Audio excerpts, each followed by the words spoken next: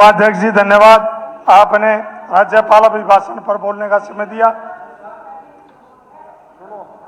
उपाध्यक्ष जी, राज्यपाल अभिभाषण पर कहा गया कि किसानों की आय बढ़ाएगी, लेकिन मैं आपके माध्यम से सरकार को कहना चाहूंगा, ना तो किसानों की आय बढ़ी, अगर किसानों का कुछ बढ़ा तो कर्ज बढ़ा।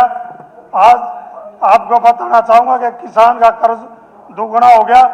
किसान का चाहे फर्टिलाइजर की बात हो, चाहे दवाइयों की बात हो, उन पर टैक्स लगा के किसान पर कर्जा बढ़ाने का काम अगर किसी ने किया तो बीजेपी की सरकार ने किया।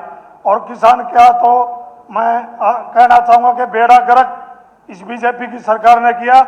उसके लिए मैं आपको बताना चाहूंगा कि एमएसपी के नाम पर मोटे धान की जब खरीद हुई उस पर घोटाला किया गया। प्रति वर्ष किसानों के साथ अन्याय हो रहा है, लेकिन मैं दावे के साथ कह सकता हूं कि इस वर्ष पीआर मोटी धान की खरीद में तो हद ही कर दी। सरकार ने में 2379 रुपये प्रति क्विंटल तय किया गया, लेकिन एफिड के अधिकारियों और सरकार की मिलीभगत से 15-20 दिन तक नमी का बहाना बनाकर फसल की खरीद तक नहीं करी गई। और जिस किसान का मुआवजा 12% था उसको भी प्रोत्साहन राशि न देकर उसकी भी खरीद नहीं करने का कारण। और मैं उपाध्यक्ष जी बताना चाहूंगा कि 200-250 रुपये प्रति क्विंटल पहले किसान पर लिए गए, उसके बाद मोटी जीरी को खरीदने का काम किया गया।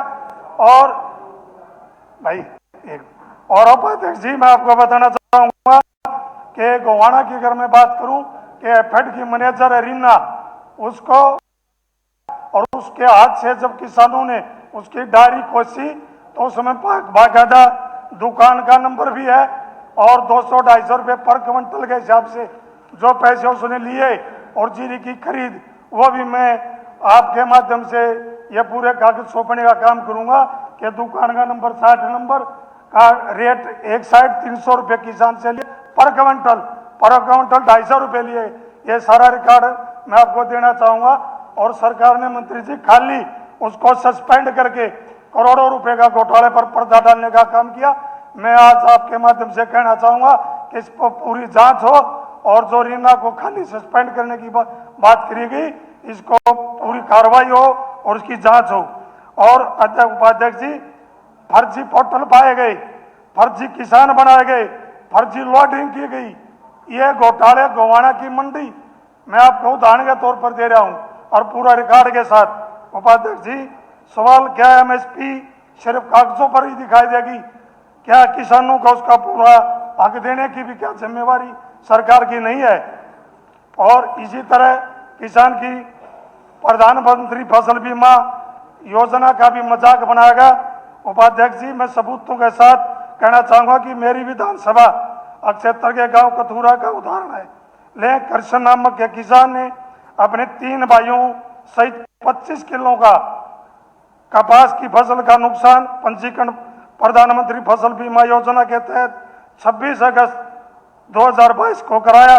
31 दिसंबर 2022 को सर्वे में 65 से 70% नुकसान पाया गया, लेकिन आज तक केवल एक भाई को 5 किले का मुआवजा दिया गया। यह किसानों के साथ भद्दा मजाक है।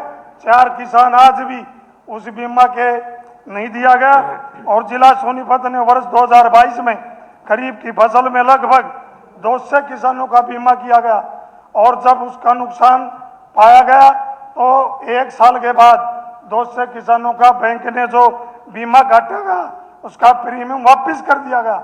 लेकिन जब इलेक्शन था तो किसानों ने धरना प्रदर्शन किया, मुख्यमंत्री जी गोवाना गए, किसान मिले तो दोबारा से 3 साल बाद प्रीमियम भरवाया गया। और उसके बाद मैं आपको बताना चाहूंगा कि लगभग 10.5 करोड़ रुपए मुआवजा दिया गया। और दुर्भाग्य है कि आज तक किसान को वो 10.5 करोड़ रुपए भी आज तक नहीं दिए गए। मैं आप चाहूंगा कि वो जो 10.5 करोड़ रुपए मुआवजा है वो तुरंत किसानों का दिया जाए। और अध्यक्ष जी, एक ही का नारा है कि सबका साथ, सबका विकास, सबका प्रयास, लेकिन मैं भगत भोगी हूँ। मंत्री जी, सिंचाई अगर किसानों की सिंचाई की किसानों की सिंचाई की मैं बात करूं मंत्री जी,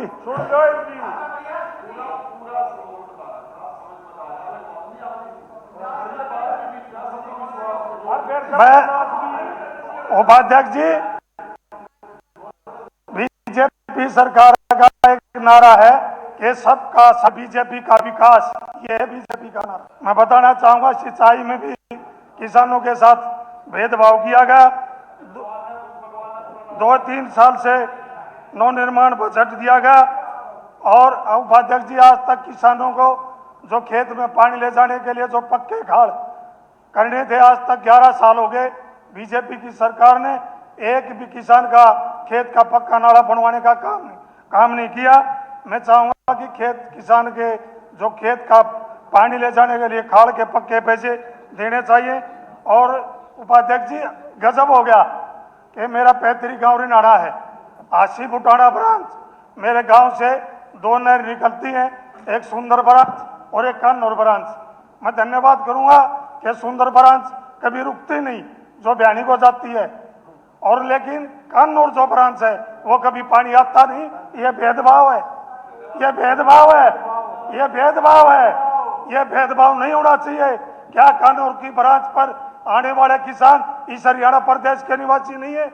अगर मैं गांव की बात करूं, रिनाड़ा गांव के किसान, बनवासा गांव के किसान, कथूरा गांव के किसान, खेड़वाड़ी गांव के किसान, अब बहुअकबर तक के कन्नौर तक के किसान इस कन्नौर ब्रांच पर आते हैं। लेकिन आज भी मौके की मैं बात करूं, 5 दिन से भिवानी ब्रांच में पानी है, कन्नौर ब्रांच में एक बूंद पानी मंत्री जी आज भी नहीं है।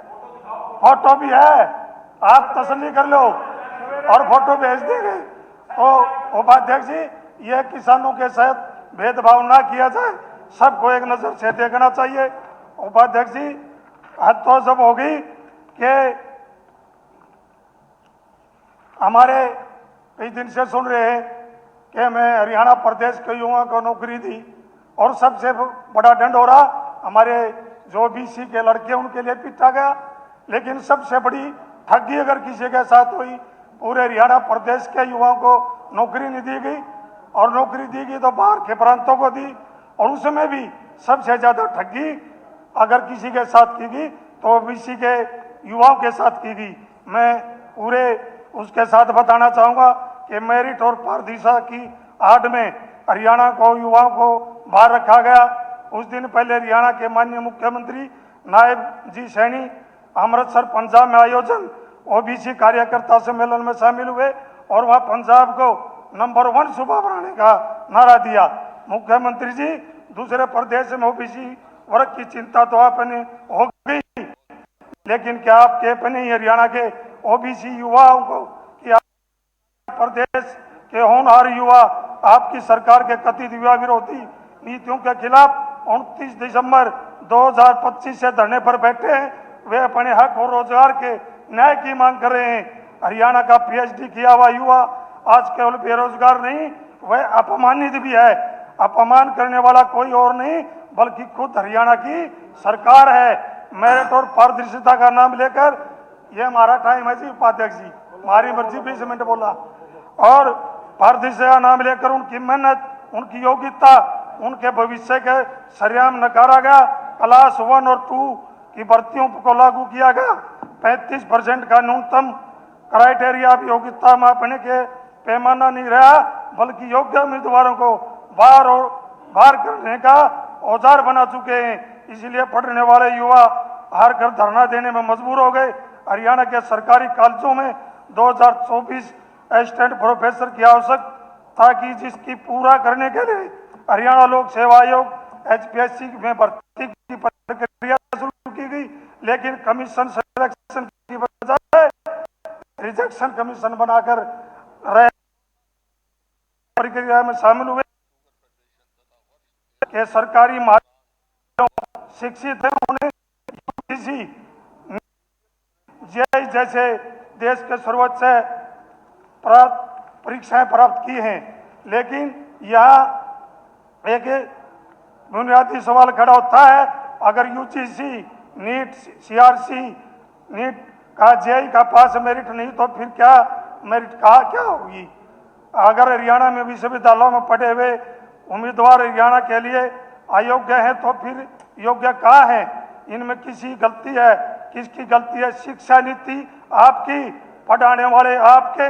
हैरानी की बात तो यह है कि दिल्ली विश्वविद्यालय, जेएनयू और अन्य केंद्रीय विश्वविद्यालयों में चयन के लिए 35% जैसी कोई क्राइटेरिया नहीं, जो उपलब्ध योग्यता उम्मीदवारों में यह चयन किया जाता है, पद खाली नहीं छोड़े जाते। वैसे तो बहुत से विषयों में पद खाली छोड़े गए, लेकिन मैं आपको जिक्र करता हूं, अंग्रेजी के 613 पदों में से 478 पद खाली, पीजीटी कंप्यूटर साइंस के 1711 में से 1672 पद खाली, और पीजीटी पंजाबी 50 में से 39 पद खाली, और पीजीटी फिजिक्स एजुकेशन 226 में से 179 पद खाली। सवाल यह है कि उम्मीदवार कम है या योग्य थे? सवाल यह है कि योग्य उम्मीदवारों के होते हुए भी पद खाली क्यों छोड़े गए? जवाब में 35% का क्राइटेरिया, अगर सरकार को लगता है कि हमारे युवा काबिल हैं तो उनके द्वारा दी गई परीक्षा सबके सामने लाए, सब कुछ सामने आ जाएगा। एक तरफ मुख्यमंत्री जी पिछड़ा होने का दावा ठोकते हैं, दूसरी तरफ दलित और पिछड़ों को योग्य होने के बाद भी फेल किया जाता है। ऐसे हमारे हरियाणा प्रदेश में ओबीसी के 839, ओएससी के 692, डीएससी के 743 पद खाली छोड़े गए। मैं कहना चाहूंगा उपाध्यक्ष जी, 351 बच्चे ऐसे हैं जो आपकी सरकार ने जाति प्रमाण पत्र न होने का बहाना बनाकर ज्वाइनिंग नहीं कराई गई। उपाध्यक्ष जी, जब बच्चों द्वारा बनवाया गया इनकम टैक्स सर्टिफिकेट हर साल के लिए, तो एकदम भर्ती से पहले उस प्रमाण पत्र के नियम क्यों बदले गए? और बच्चों को जो बच्चा 6 लाख से कम आय के योग्य बैठता था तो 8 लाख वाले नियम में योग्यता क्यों नहीं मिली? ये मंत्री जी आपने ध्यान देना चाहिए, ऐसा नहीं होना चाहिए।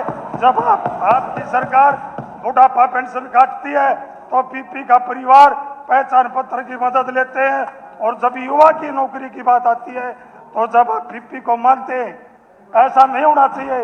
मंत्री जी, क्या यह केवल प्रशासनिक चूक है या हरियाणा प्रदेश के युवाओं के विशेष दलित और पिछड़े वर्गों के खिलाफ चल रही किसी गहरी साजिश के संकेत हैं? ओबीसी, ओएससी, डीएससी को नौकरी नहीं दे रहे, सामान्य वर्ग के भी सैकड़ों पद खाली छोड़े गए और उनको उनमें लगाए गए। हरियाणा उपाध्यक्ष जी, सबसे आपको बताना चाहूंगा, हरियाणा से बाहर के ज्यादा उदाहरण ऐसे हैं। अगर मैं असिस्टेंट प्रोफेसर फिजिकल एजुकेशन की बात करूं तो 59 में से 30 युवा बाहर के हैं, हरियाणा प्रदेश के युवा नहीं है। अगर मैं पीजीटी कंप्यूटर साइंस की बात करूं 39 पद भरे गए, उनमें से 30 बाहर के हैं। यह इस हरियाणा प्रदेश की एक सकारात्मक सोच दिखाई दे रही है। और अंग्रेजी में भी मैं आपको बताना चाहूंगा कि 145 में से 100 युवा हरियाणा से बाहर के हैं। ऐसा क्यों उपाध्यक्ष जी? हरियाणा प्रदेश के युवाओं के साथ ऐसा अन्याय, ऐसा धोखा ये बीजेपी की सरकार की है। आज हरियाणा का युवा नौकरी नहीं, न्याय मांग रहा है, और आश्वासन ही नहीं, समाधान चाहता है। और यह सवाल पूछ रहा है, जब पद है, उम्मीदवार है और योग्यता है तो फिर चयन क्यों नहीं? ये हरियाणा प्रदेश के युवा मांग रहे हैं। और मैं आपको बताना चाहूंगा, अगर कुछ डाटा देना चाहूंगा उपाध्यक्ष जी, लगातार खाली पद, अगर पीजीटी पंजाबी की मैं बात करूं तो 50 पद है, 50 पदों में से 39 पद खाली है। पीजीटी संस्कृत में 69 पद हैं, 43 पद खाली है। पीजीटी मैथ 414 है तो 69 पद, 410 पद है तो 300 पद खाली है। अगर मैं बात करूं पीजीटी रफी की 116 में से 17 पद खाली हैं। अगर पीजीटी राजनीतिक उसकी बात करूं 283 से 91 पद खाली हैं।